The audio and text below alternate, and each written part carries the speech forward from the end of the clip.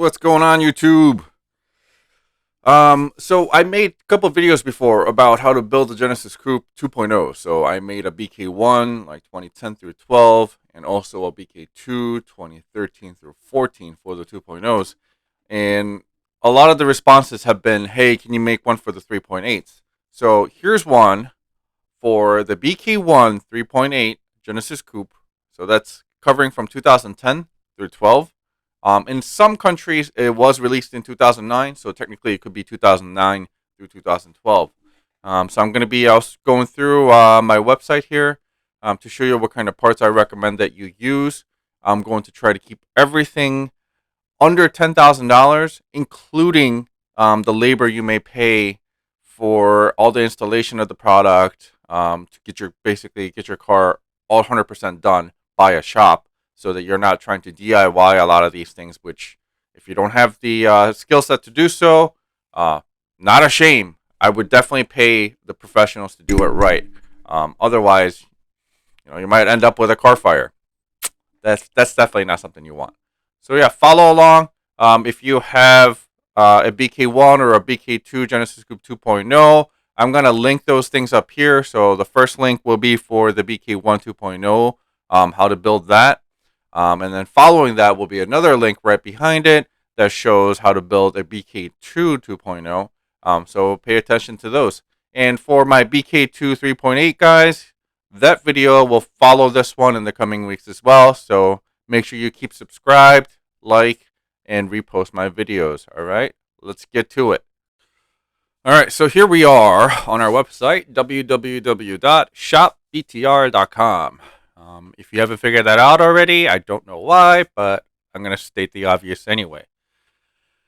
All right, with that said, today we're going to put together a package for a Genesis Coupe 3.8 BK1, which is 2010 through 12 model, if we haven't figured that out already. So let's kind of go through this, all right? So the first thing I do when I purchase a car, especially a car like the Genesis Coupe, is we need to first lower it and put some nice wheels on it. Because one, the stock height is almost like an SUV. I mean, you could pretty much fit your whole head in between the wheel gap. So let's get rid of that. Put some nice wheels on it. And with that said, the OEM suspension is kind of wonky in a sense. There's too much body roll if you're trying to hard corner, actually track the car, or even have fun on a curvy road.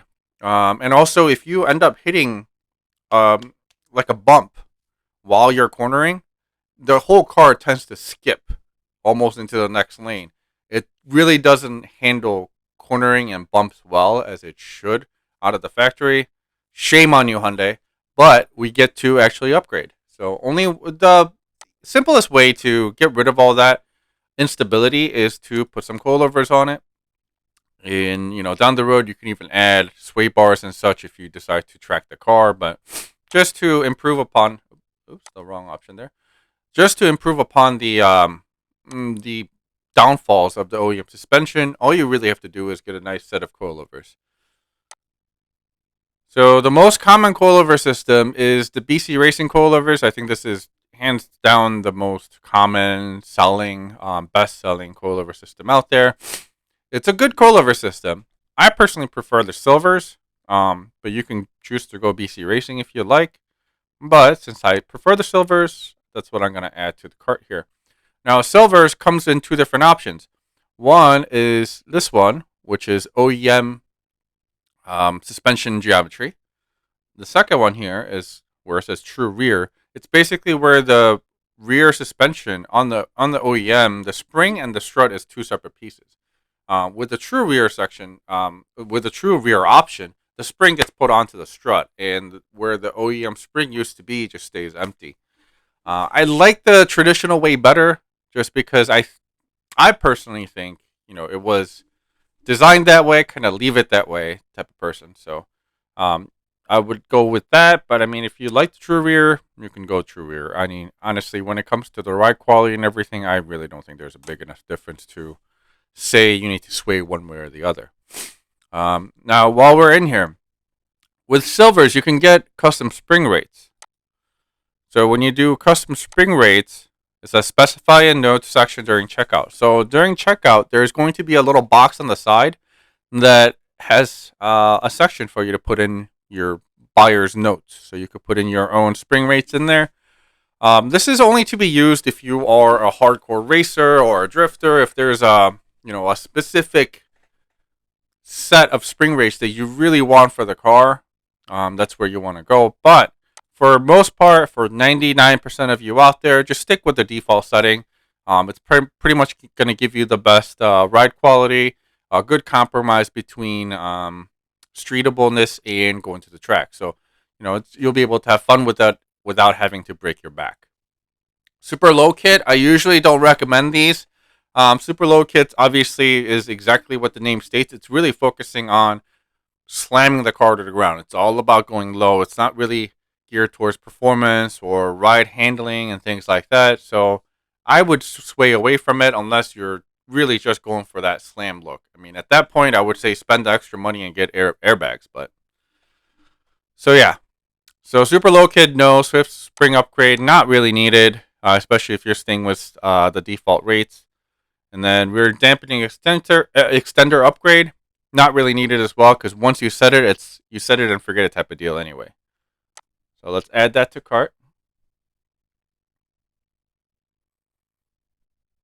All right, there we go. And we'll continue shopping. Let's put some nice wheels on this thing. So Genesis Coupe wheel packages. I personally like these AFF02s from Ace Alloy. Different finishes depending on what color car you have. What would look best. The satin black is actually super easy to clean. Looks great on most of the colors out there, so that's what I would choose. Brake option wise, if you have aftermarket big brake kit like Willwood's, for example, you should definitely send in brake dimensions. Those can be found easily or by going to the manufacturer's website or even just emailing them and asking them, hey, I have this kit. Can you send me a diagram so that I can send it to my wheel manufacturer? Most likely, from what I've seen, all the brakes out there will fit these wheels without a problem, but we just do this just in case. All right. So let's just stick with OEM Brembos or non-Brembos, whatever. So this is for a full set, so we're going to add that. All right, so that takes care of our suspension and wheels. Tires wise, unfortunately, we don't sell them, so you'll have to purchase them on your own, but expect to spend about $1,000 or so on the tires if you want to go with some good ones. But even if you don't want to spend $1,000, I'm sure you could find a good set of 19-inch tires. A little bit of an off-brand for anywhere in like the 600-700 range as well. So really depends on what you want to do with the car. All right, now let's go get into some performance mods for this thing. So Genesis Coupe 3.8, the BK1, is a decently powered car out of the factory. A little over 300 horsepower from factory. Manual transmission, automatic transmission from ZF. I mean, it's a pretty good package for what it was. But the thing is, it does lack power compared to the current vehicles on the road. So you definitely want to bump that up a little bit. I'm going to focus on staying naturally aspirated, and we're not going to put a turbo kit on or anything like that because that will actually skyrocket us when it comes to budgets. And the reliability of the car does tank when we go forced induction without building the engine. So I want to focus on an A build. Make sure you're going to be able to enjoy this car as long as you own it. Okay. First thing we're going to do, what everybody does, right, is throw on an intake.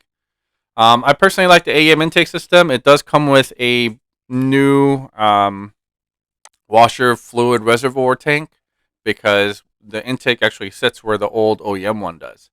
So if you see in the picture here, that white piece is the new reservoir tank. It gets relocated, and it's a really nice kit. So let's throw that in there. Okay. Oh, one more thing on the intake. These intake manifold risers, they may not seem like much, but this is one of our best-selling items on the 3.8s. It's built by 3.8 Performance. Usually takes about 4 to 6 weeks for you to receive them because they are custom cut. And they have been dyno proven in the past to actually give you a really good mid range bump. So, I mean, this is something I would recommend that you get because with NA engines, it's all about revving it all the way to redline, but to have that extra little bump in the mid range is going to make a big difference when it comes to having fun with the car because you can't always stay at 6,000-7,000 RPMs. Add that to cart.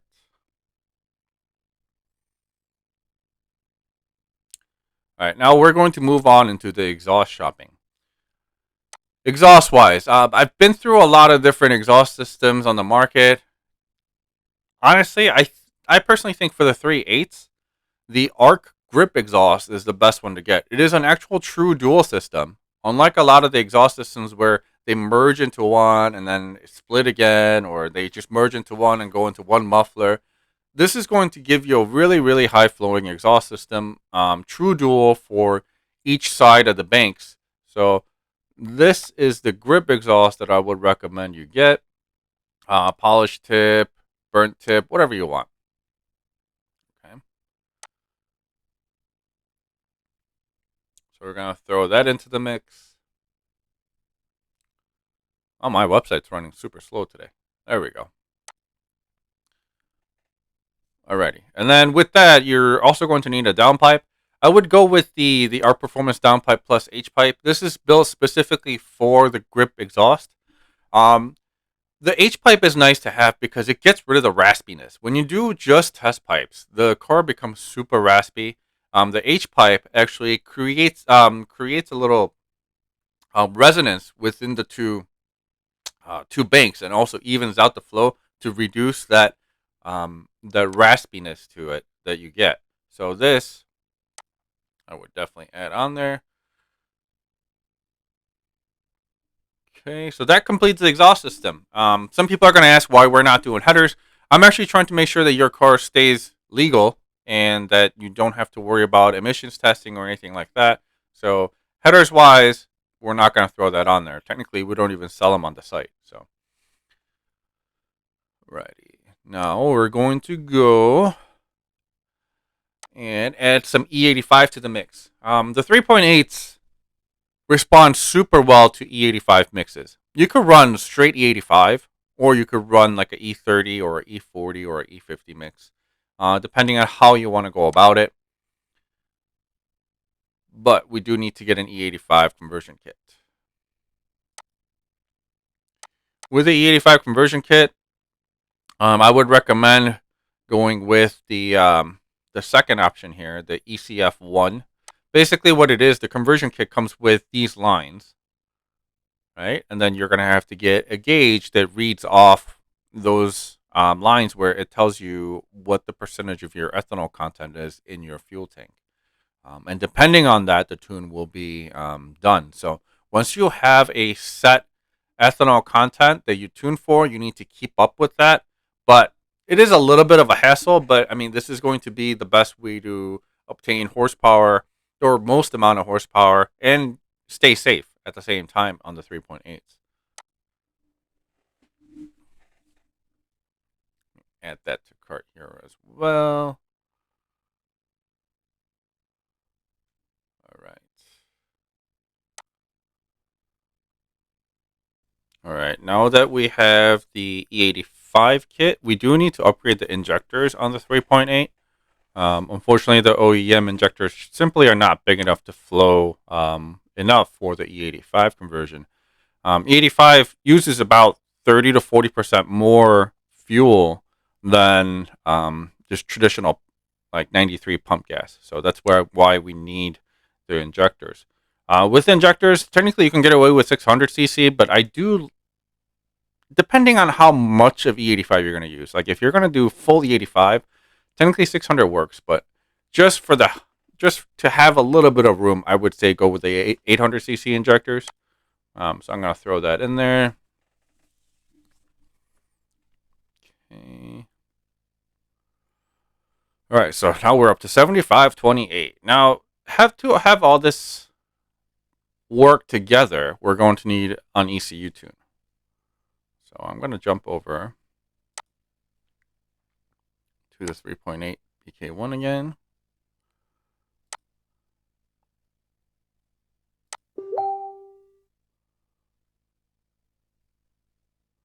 And we're going to go to the ECU tune section. So there are two options for you. You can either do a can tune or a dyno tune. But because it's an E85 and we're trying to bring out the maximum horsepower out of this thing, I would definitely go with a dyno tune option. Okay. When you jump into the dyno tune option, there is an extra charge for the E85. So we're going to jump into that. So now the total comes out to 1,000.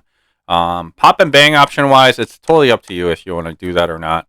I personally are not a big fan of it, but I know some of you are, diehard pop and bang fans. So let's throw that in there.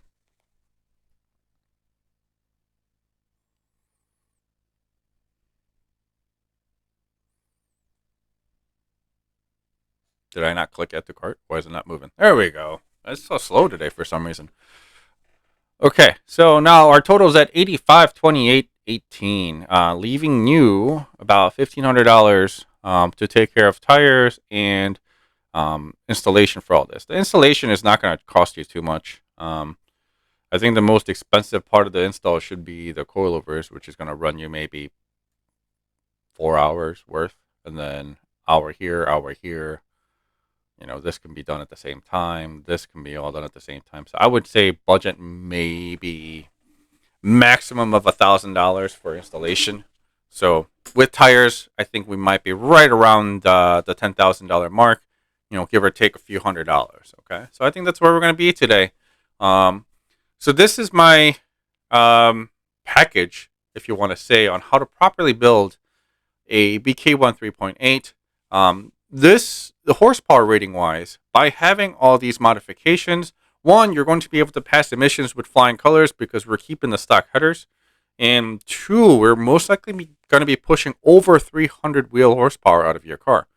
Over 300 wheel horsepower, not crank. So remember, it comes with a 300 crank horsepower. Now we're making that at the wheels. So I would say that equals to about, just a rough estimate, 350 or so at the crank. So we're bumping up quite a bit of horsepower by going this route, and also staying safe by staying NA. We're not getting to a point where we're pushing forced induction into it with turbo or superchargers and risk blowing up the engine. So yeah, that's where it concludes everything for today. Hopefully that helps you out with your future planning of the build. Obviously, a lot of you watching this video is not going to have a completely stock car and may have some of these modifications already. So, you don't need to start all over again. So this is just a guideline. We do have a lot of other parts on the website as well that you could look into. But yeah, hopefully this helps you out. And next video, I'm going to try to cover the BK238. It's going to be very similar to this because it is a very similar engine. They just changed from MPI to GDI. I'm going to tell you a little bit of a difference between the two, and then also put together a package for you guys there as well. All right. So hope you enjoyed the day. Hopefully you enjoy the rest of the weekend, and I will see you on the next one. Make sure you like, subscribe, share, and comment. All right. See you later, guys.